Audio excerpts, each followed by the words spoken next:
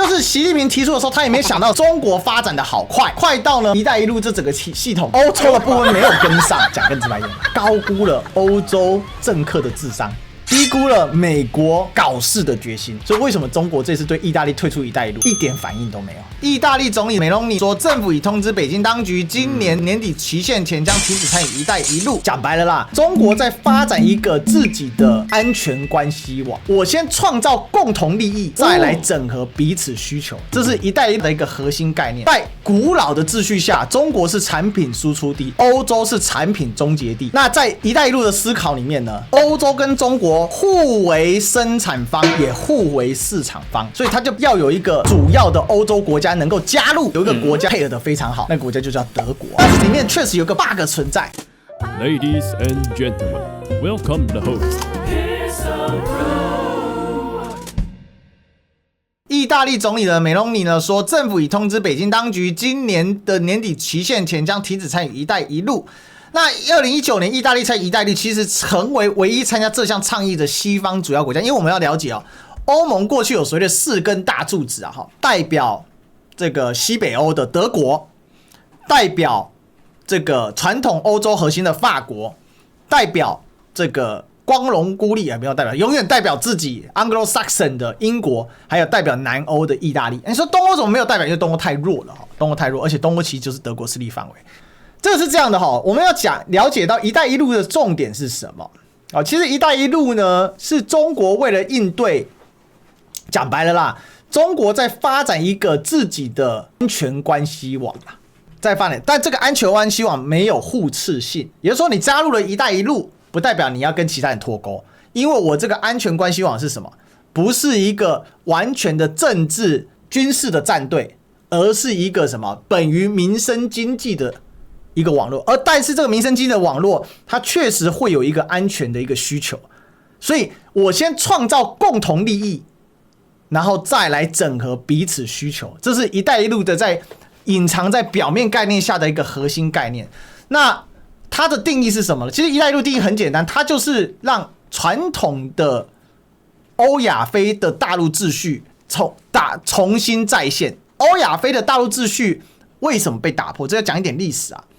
因为呢，近代以来的地理大发现，帝国主义的横行，导致了传统的欧亚非秩序崩解了。原本是这样，世界原本是这样，各地当然都有各自的生产那些内容。中国呢，是一个很大的商品的出产地。那这个商品的出产地呢，通过古老的丝绸之路经过了中亚，进入了欧洲。欧洲则是一个商品的什么？则是一个商品的终点站。但是因为这个流动的量能，在古代时候并没有大到会导致经济失衡，因为我们讲经济是要循环的。但是到了这个帝国主义开始发展起来的时候，它就慢慢出现失衡了。那首先是怎么样呢？首先呢是欧洲去征服了旧世界，也就是西班牙葡萄牙主要是征服了这个旧世界嘛。征服了旧世界之后，开采了大量的白银。那大量白银想要炫富嘛？想要炫富呢，就大量采购所谓的奢侈品。而最奢侈品就是来自东方。东方有一种东西很有名，如同国民叫什么？叫 China 什么瓷器嘛，对吧？还有很多其他的产品嘛。所以呢，那就产生什么大量的白银流动。中国积攒了大量的白银，而欧洲获得了各种珍奇古玩。中国的商品、丝绸等等东西在欧洲大行其道，但是呢，西班牙葡萄牙呢是它的统治是非常非常落后的，它那一种粗放的统治方式很快就榨干了他们在新大陆的利益，以至于说新大陆很快呢就渐渐就干涸与此同时呢，欧洲又产生了一个新的势力，就是以英法、荷比卢、德国这些西欧国家为首的，也就是所谓的工业革命。工业革命以后呢，生产能力大增，那它就要去攫取什么？它必须要有一个商品的终点，也要有一个什么原物料的起点。商品的起点跟终点一开始都从哪里？除了所谓的拉美地区之外，而且拉美地区尤其西葡统治太落后，所以基本上呢，把大部分地点都害死光光了，对吧？所以呢，新大陆变成什么？变成一个人口稀缺的大陆，它构筑不了一个巨大的市场。所以就找到了非洲，但是非洲欧洲人把非洲当成原料生产地，包括黑奴，黑奴也对他们来讲也是一种原价劳动力。所以呢，他在非洲呢只有攫取。再另外，因为非洲的整个历史进程发展比较慢，非洲缺乏一个像样的成熟的市场经济体系，或者缺乏一个成熟的社会体系，所以非洲只能作为什么？只能作为一个小量的市场啊，也就是它有开发了，比如说它建设，当时有各种海岸嘛，比如说象牙海岸呐，加纳叫什么叫黄金海岸呐，好之类的哈，就很多海岸啊，这是开发哈，所以非洲没有办法解决什么，它能解决原料供应问题，但却不能解决市场终端问题，所以呢，整个帝国主义呢，它需要市场来平衡它整个经济的活动嘛，这时候就把目标瞄准了3块大地方，好，那一块呢是哪里呢？一块就是当时还没有瓦解的什么？就是土耳其帝国，就是鄂图曼土耳其帝国。那鄂图曼帝国确实非常的巨大，非常庞大，而且呢也够发达，也有很繁荣的市场经济。所以呢，列强呢就来肢解这个帝国，慢慢的东战西战。比如说比较有名的当时呢超级无敌发达的什么叫做贝鲁特，这个今天黎巴嫩的首都贝鲁特啊，当时呢是隶属于整个叙利亚省但是一个西亚是没有办法真正满足这个帝国主义的扩张，而且帝国主义的还有一个内聚的一个动力啊，它对这个资本主义的贪婪跟追求，它不断的在扩大它的生产力，它的科技在上升，所以它一定要有其他的一些殖民地方，所以进入到19世纪就是形成了所谓的近代殖民地的殖民主义的高潮嘛，它就瞄准了2大古老文明，一个就是印度，另外一个就是中国。当然我们这里所指称的印度不是只有今天小小的印度这个印度是一个印度文化圈的概念。那另外呢，也就是中国呢的整个所谓的文明圈呢，包含而不限于今天的南北韩、日本，还有越南，还有一部分的菲律宾，还有整个南洋部分地区，因为都有华人的。那印度支那刚好夹在中间，这就是所谓的印度支那中南半岛的由来，就是今天的 ASEAN 东南亚。所以为什么到了19世纪，欧洲人要疯狂的跑来殖民印度，甚至英国最疯狂的是把整个印度都吞下来了，只有少部分留给什么？留给一部分的葡萄牙，留给一部分的法国，像那个本地治理嘛，那个就是留了一小点残存的，但大多数把它吞下来。然后这个东南亚要被分赃，中南半岛要被分赃，中国要沦为次殖民地，它其实是基于它整个帝国主义扩张的一个基础需求嘛。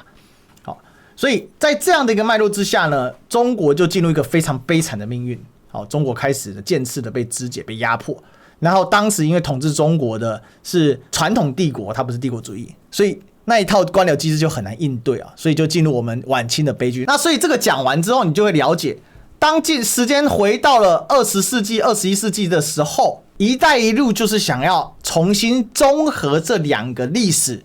重新的把古老的思路复活起来之外呢，同时重新的打造一个属于古老秩序，但是又把它现代化的一个过程。那这个时候中国就会做一个事情，第一个，一带一路上呢，重点是什么？其实重点就是欧洲。欧洲呢跟中国在古老的秩序下，中国是产品输出地，欧洲是产品终结地，也就是它是市场，中国是生产。那在一带一路的思考里面呢，欧洲跟中国互为生产方，也互为市场方，所以它就必须要有一个主要的欧洲国家能够加入，才能完成这一项宏图。而这样的一个宏图很代表什么？它可以让中国有一个更加稳定的经贸网络关系，但是呢，同时又带入了现代化，因为欧洲的产品中国也会有兴趣，中国的产品欧洲有兴趣，所以它在整个体系里面，在一带一路没有签订的国家里面，但有一个国家在欧洲极具代表性，也是最大的国家之一，然后配合的非常好，那个国家就叫德国。虽然没有加入一带一路，却爽得歪歪，因为德国梅克尔他是一个有战略观的人，他是一个战略头脑的领袖，所以他早就知道要跟中国打配合，你要很聪明聪明什么？你要跟中国买东西，你要卖中国给东西，你的东西要卖进中国市场，赶快掌握自己的优势。所以呢，我所有德国最优势是什么？工具机跟车子，还有一部分的航空之类的产品，先进的机床这些东西，赶快早点去卡位，位置卡好，跟中国组合资企业那个对价关系网络一建构起来。那其实我自己就是什么？德国跟中国之间就是一条隐藏的一带一路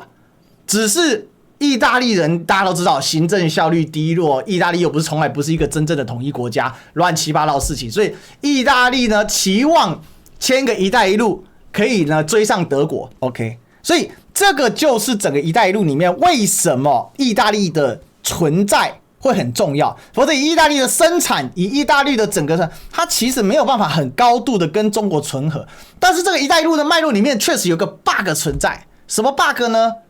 就是习近平提出的时候，他也没想到什么一件事，叫做中国发展的好快，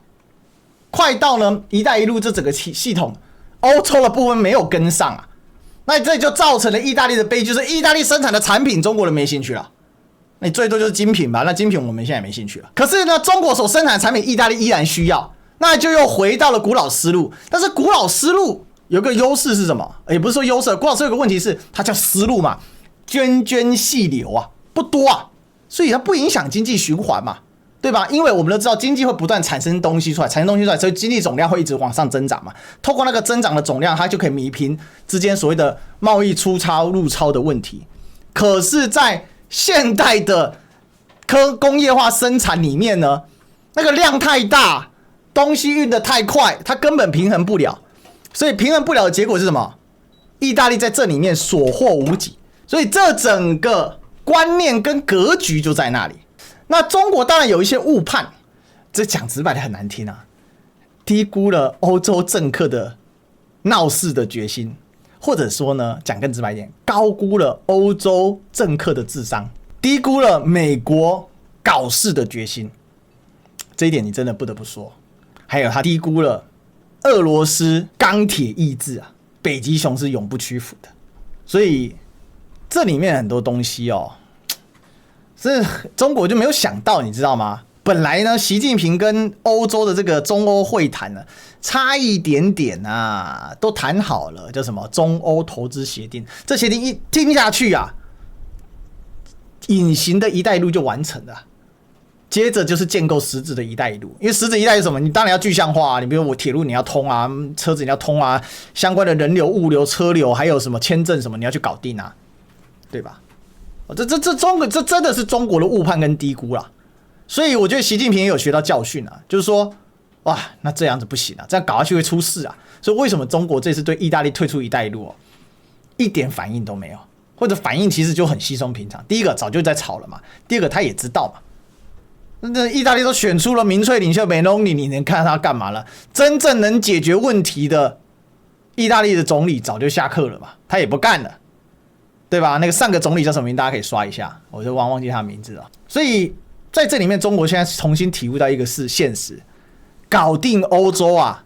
比搞定阿西安还难啊。但是之前中国没有搞透这件事，一直以为欧洲你要成为第三极啊，对不对？哦，我们这个是什么多极化的全球世界啊？我中国自古以来就是一极啊，你欧洲也是一极啊，美国是一极啊，这大家就三极啊，不是很好吗？对不对？那我们呢？欧洲跟中国之间自古以来有丝路啊，有丝路，一带一路就是丝路啊，搞定了，大家好朋友做生意，和气生财啊。问题是你要棒棒，人家不要棒棒啊，对吧？这是没办法的事情啊。所以中国这次也算学清楚了，经过3年疫情的沉淀。所以搞定了这个想法，整个总战略线做了很多的调整啊。